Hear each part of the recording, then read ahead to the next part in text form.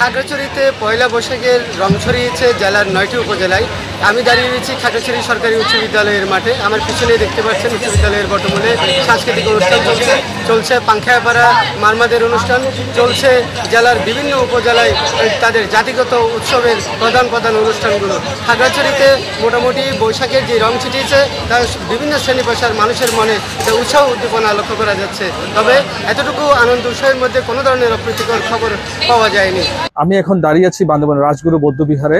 পার্বত্য জেলা বান্দরবানে মারমা সম্প্রদায়ের অন্যতম ধর্মীয় উৎসব সাংগ্রাই চলছে। আর এই সাংগ্রাই উপলক্ষে বান্দরবানে আজ দুপুরে রাজগুরু বৌদ্ধবিহার থেকে বুদ্ধমূর্তি স্নান করানো হচ্ছে। বুদ্ধমূর্তিকে বান্দরবানের বিভিন্ন প্রধান সড়ক প্রদক্ষিণ শেষে বান্দরবানের উজানিপাড়া সাঙ্গু নদীর খেয়াঘাটে নিয়ে যাওয়া হয়েছে এবং সেখানে বর্তমানে ধর্মীয় বিভিন্ন প্রার্থনা হচ্ছে এবং প্রার্থনার শেষে বুদ্ধমূর্তিকে পবিত্র চন্দন জল দিয়ে স্নান করানো হচ্ছে। আমরা দেখতে পাচ্ছি বান্দরবনে উৎসবমুখর একটি পরিবেশ বিরাজ করছে। পার্বত্য জেলা বান্দরবন যেহেতু মারমা সম্প্রদায় সবচেয়ে বেশি বসবাস করে, সেই হিসাবে বান্দরবনে সাংগ্রাই উৎসবটিকে ঘিরে এখন বান্দরবনের যে পাড়াগুলো রয়েছে এবং পাড়ার পাশাপাশি যে দুর্গম গ্রামগুলো রয়েছে সেখানে সাংগ্রাই উৎসব আমেজ ছড়িয়ে পড়েছে।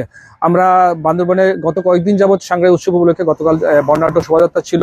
এর পরপর বান্দরবনের তারা বিভিন্ন সাংস্কৃতিক অনুষ্ঠানের আয়োজন করেছে এবং আজকে তারা এই বুদ্ধমূর্তি স্নান অনুষ্ঠান করছে। এর পরপরে আগামীকাল জলখেলি অনুষ্ঠান অনুষ্ঠিত হবে এবং বিভিন্ন সাংস্কৃতিক অনুষ্ঠানের পাশাপাশি পিঠা উৎসব তারা আয়োজন করেছে। মহা সাংগ্রাই উপলক্ষে বান্দরবানের যারা আয়োজক কমিটি আছে উৎসব উদযাপন পরিষদ, তাদের সঙ্গে আমরা কথা বলেছি। বান্দরবানে তারা সুষ্ঠু এবং সুন্দরভাবে সপ্তাহব্যাপী বিভিন্ন কর্মসূচি দিয়েছে এবং সেই কর্মসূচি যাতে সুন্দরভাবে সফল করতে পারে সেজন্য তারা প্রতিটি পাড়ায় গিয়ে বিভিন্ন এলাকায় গিয়ে তারা যোগাযোগ রাখছে এবং তারা বিভিন্ন বৌদ্ধ বিহারকে নতুনভাবে সাজিয়েছে এবং বান্দরবানের যে বিভিন্ন বৌদ্ধ বিহার রয়েছে সেই বৌদ্ধ বিহারে গিয়ে তারা বিভিন্ন ধর্মীয় অনুষ্ঠানাদি করছে। আমরা দেখতে পাচ্ছি বান্দরবানের যে মহাসাংগ্রাই চলছে সেই মহাসাংগ্রাই উপলক্ষে বান্দরবানের উৎসবের আমেজ ছড়িয়ে পড়েছে।